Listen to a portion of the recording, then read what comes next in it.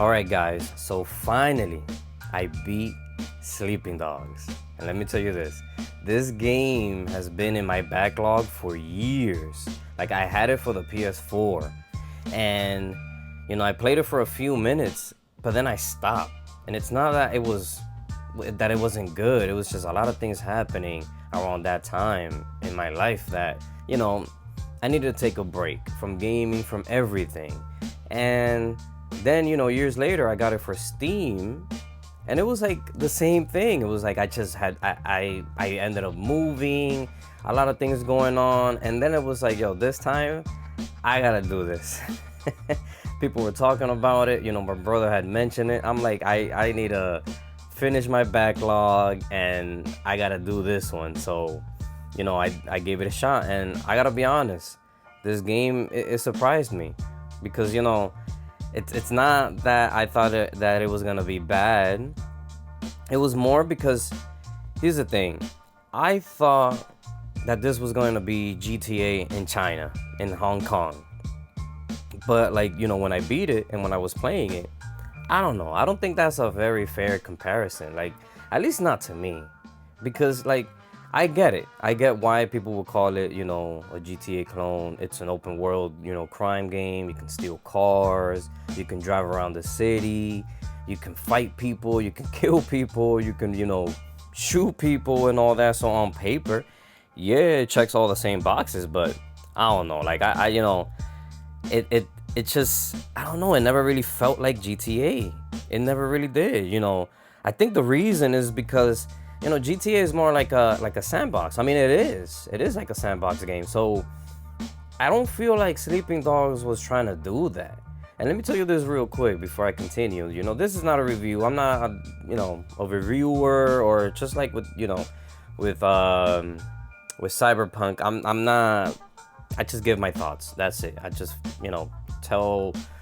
I give my thoughts, and that's pretty much it. So again, like in GTA, depending on what game, you can buy properties, you could you have more freedom, you have more things to do. I felt like, compared to like in Sleeping Dogs. And I'm not saying that, that I wanted to buy a house. Like when I started the game, you got this guy, he's an undercover cop, right? So it makes sense. Of course, you're not gonna go out there and, you can't be, buying property or, doing stuff like that, like how you would do in a GTA game or a GTA clone. You can't completely embrace that criminal lifestyle. But I definitely noticed that the freedom isn't really the same. Not like how it is on a GTA game. If Sleeping Dogs, it just felt much more focused. I don't know how to explain it. It's almost like you were playing like a Hong Kong crime movie instead of creating your own crime story. You know what I'm saying? Like, instead of creating your own thing, it was like, it was more focused. And I'll be honest, bro. Like, once I stopped expecting GTA, I started appreciating it more, because in the beginning it was more like I'm like, where are we gonna get to this GTA feeling? And it was never there until you kept going, and then you started realizing, like I said, nah, this is different. This is definitely different. The story wasn't bad. I really enjoyed it. The main character, what was his name? Wei. Wei, he's probably like one of my favorite parts of the game, to be honest. Like, because throughout the whole game, he's constantly balancing two different lives, like, you know what I mean? So it was pretty cool. It was pretty cool watching it. He's trying to stay loyal to the police, but then at the same time he's building real relationship inside the triad. And there were moments where I honestly started wondering, like, what side is he on? Like, does he even know which side he's really on anymore? Because you got him like sleeping, and then he's like dreaming, and it was like he was having nightmares, and it was pretty cool. I like that. It made him feel like an actual person instead of just another video game main character. And another thing that I enjoyed, Like it was like the action, the combat that I really liked. I really if GTA could take that, that would be crazy. It was satisfying. Throwing people in the air conditioners and slamming them in the phone booth. Counter attacks. Using the environment to your advantage. That was really nice, yo. I feel like games. I mean, it's been a while. Again, I'm getting back into games, so I don't know if there's games out there that does that, or if games have taken from Sleeping Dogs. I'm pretty sure. It's a cult classic, so I don't see why there aren't games that wouldn't be taken from it. But again, I don't know. I think that's where it separates himself from like from GTA. Instead of making it, shooting the main, instead of making shooting the main attraction. You know what I'm saying? It's martial arts, it's fighting. I definitely messed with that. I like that. It gives it like its own personality, and it be like driving around Hong Kong and all that. It felt like another city. It had its own atmosphere, like the markets, the lights, some of the music. I felt like the music could have been better when you were driving around, but what can you do? The food stands, the crowd, everything gives the game its own identity.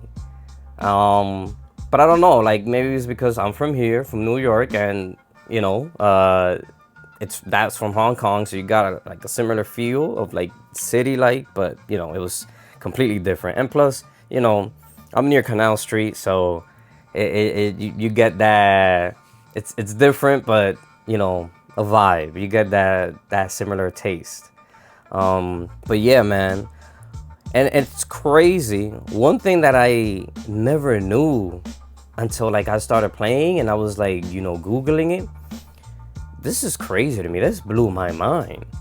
This was supposed to be apparently it started as True Crime Hong Kong. And Activision canceled it, bro. Like that's crazy. Cause I remember True Crime Streets of LA. That was one of my favorite games for the PS2. That game was like fun as hell. I never played True Crimes New York City, but True Crime Streets of LA, I love that game. So when I started playing Sleeping Dogs, bro, that was like, yo, hold up. Like I can see it. I see why this was supposed to be True Crimes. I had goosebumps. I was like, nah, that's crazy. It just brought back a bunch of memories, And it's just crazy that Activision canceled it, and then you got Square Enix that stepped in and basically gave the project another chance.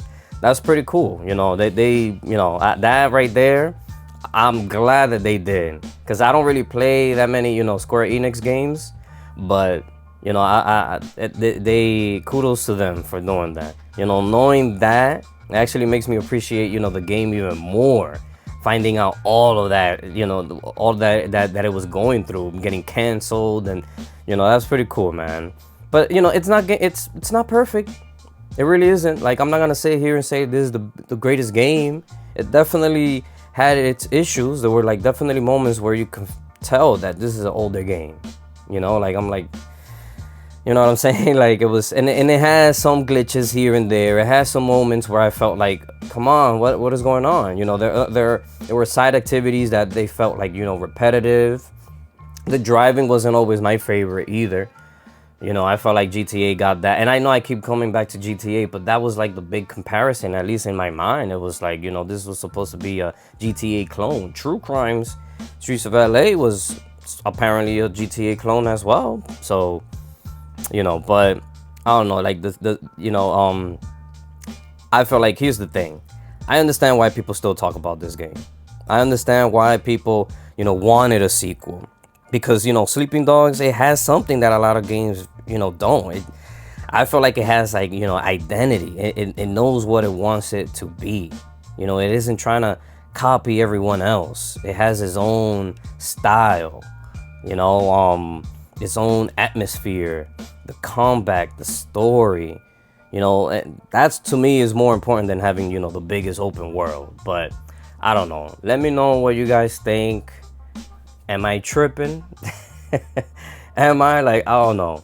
I thought this was a great game. I hope that they, in the future do a sequel, bring it back or something, man, because this was great, man. I don't know, like Sleeping Dogs Japan or some shit. I don't know, man. But anyway, those were my quick thoughts. I appreciate your time, and peace.